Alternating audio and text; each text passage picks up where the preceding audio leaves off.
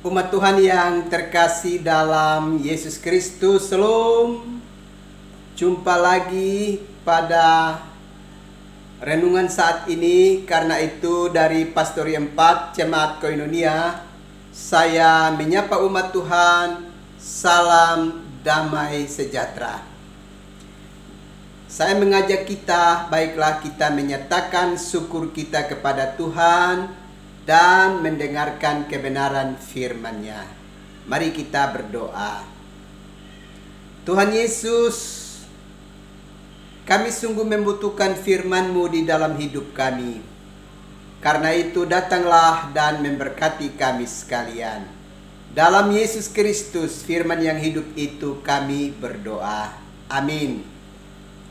Umat Tuhan yang terkasih, kita mendengarkan kebenaran firman Allah di dalam Injil Matius pasal yang ke-28 ayatnya yang ke-16 sampai dengan ayatnya yang ke-20. Perintah untuk memberitakan Injil.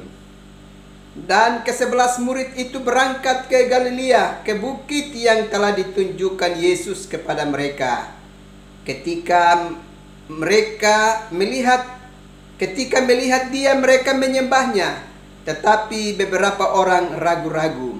Yesus mendekati mereka dan berkata, "Kepadaku telah diberikan segala kuasa di sorga dan di bumi. Karena itu pergilah, jadikanlah semua bangsa muridku, dan baptislah mereka dalam nama Bapa dan Anak dan Roh Kudus.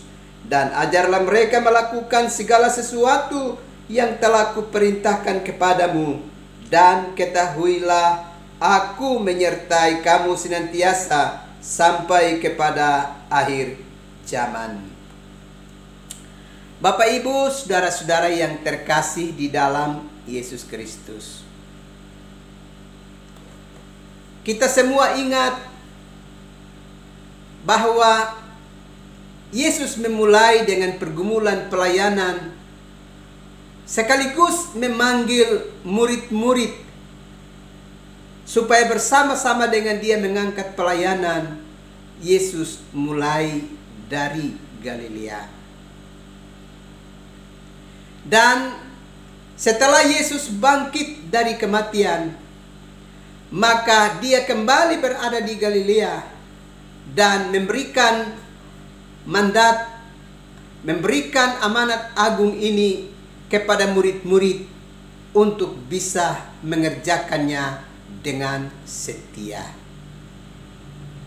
Bapak, Ibu, saudara-saudara yang terkasih dalam Yesus Kristus, mengapa dia harus mengingatkan kepada murid-murid untuk mengerjakan amanat ini di dalam hidup mereka dari Galilea? Karena kita semua tahu bahwa dari Galilea lah dia memanggil murid-murid untuk mengikutinya dan memanggil mereka untuk ada dalam medan pelayanan. Dan karena itu, ketika dia mengalami penderitaan, kemudian mati tersalib di Golgota, tentu saja banyak orang dari Galilea yang berpikir bahwa dia yang telah memanggil orang-orang untuk mengikutinya ternyata pribadi yang mati muda. Ternyata dia sudah selesai. Dia tidak melakukan banyak hal yang besar. Dia tidak menjadi raja bagi kehidupan mereka. Dia sudah selesai untuk seluruh karir hidupnya. Cerita hidupnya tentu telah selesai di atas palang salib. Kita ingat bahwa ketika Yesus bersama-sama dengan murid-muridnya, dia tidak pernah mengumumkan siapa dirinya yang sesungguhnya. Tetapi melalui bacaan firman Allah ini di Galilea, Yesus mengumumkan kepada para murid dan kepada dunia dan segenap umat percaya bahwa dia adalah penguasa sorga dan bumi. Karena dia adalah penguasa sorga dan bumi, maka hidupnya tidak selesai pada peristiwa salib. Tapi dia harus mengalami kebangkitan. Dan dia harus kembali ke dalam kemuliaannya. Dia harus ada di atas palang salib. Karena demi dan untuk menebus dosa kita umat manusia. Sebab kita ingat, oleh karena dosalah nama kita dihapuskan di dalam kitab kehidupan dari Tuhan. Perhatikan di dalam kitab Keluaran pasal yang ke-32 ayat yang ke-33. Di sana dengan jelas firman Allah berkata bahwa siapa yang berdosa kepada Tuhan, nama orang itu dihapuskan di dalam kitab kehidupan.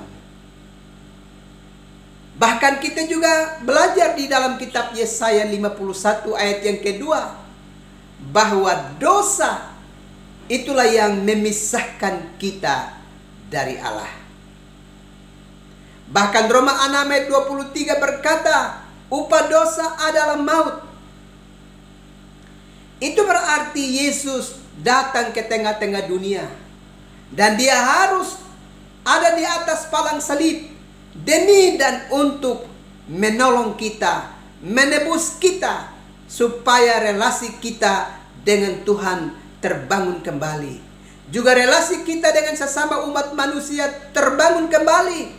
Bahkan juga relasi kita dengan alam semesta yang rusak oleh karena dosa kita juga terpelihara kembali.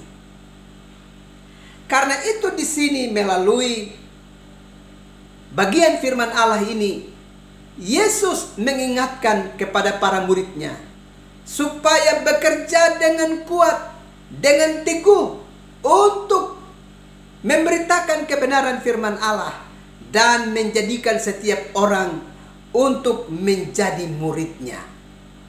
Menjadi murid dari pribadi yang adalah penguasa sorga dan bumi. Mengapa Yesus mengingatkan kepada para murid untuk bisa melaksanakan mandat ini? Supaya kehidupan manusia itu tidak sia-sia di bumi. Tidak selesai di bumi. Tapi harus terus bersama-sama dengan Yesus di dalam sorga rumah Bapa. Itulah sebabnya harus menjadi bagiannya.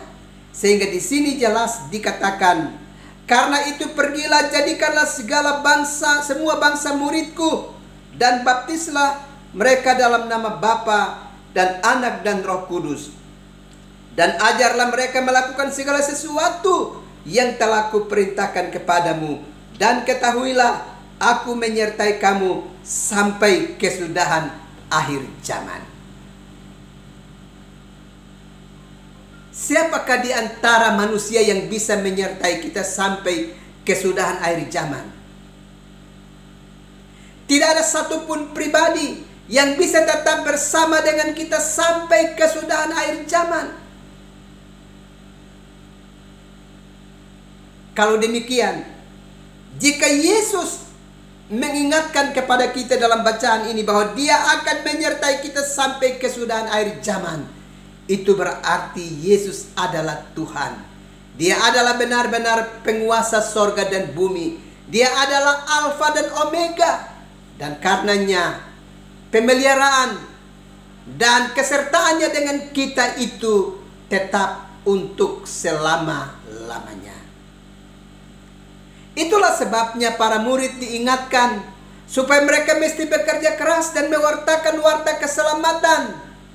Dan memanggil setiap orang untuk menjadi murid dari Yesus Kristus. Menjadi murid dari pribadi yang adalah penguasa sorga dan bumi itu. Supaya dengan demikian,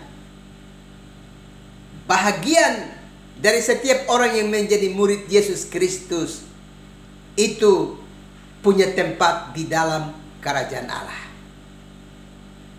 Sebab setiap orang yang menjadi murid dari Yesus Kristus karena percaya kepadanya punya tempat di dalam rumah Bapa.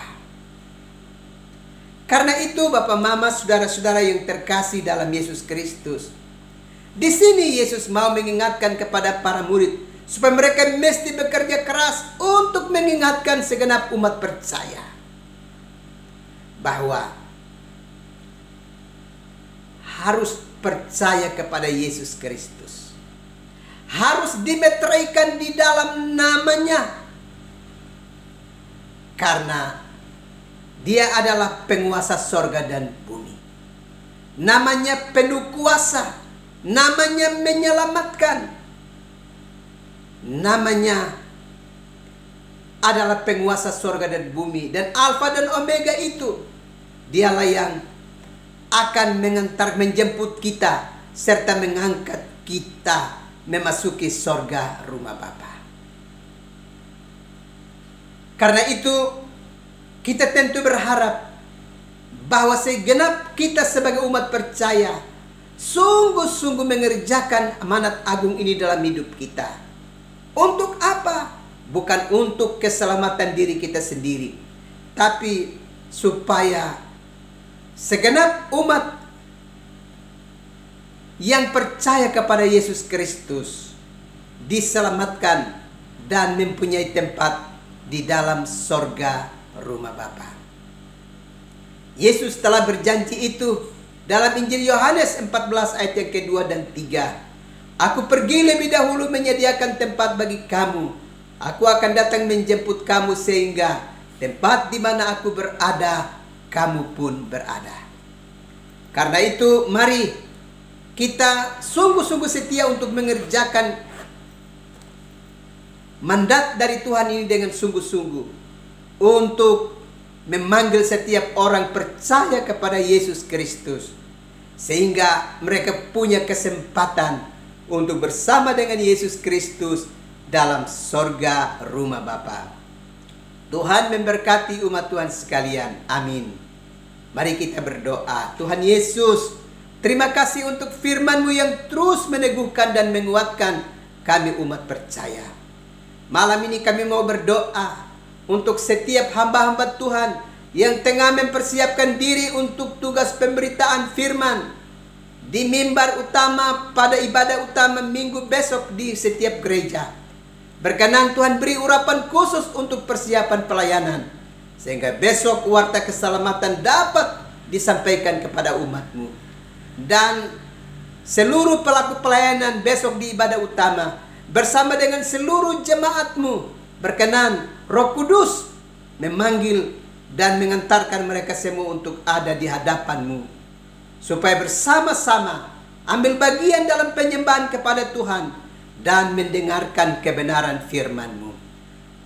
Dalam Yesus Kristus kami berdoa dan bersyukur. Amin.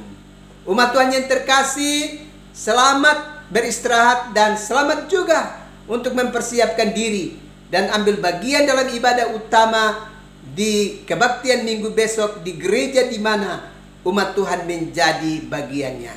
Shalom. Tuhan terus memberkati umat Tuhan sekalian.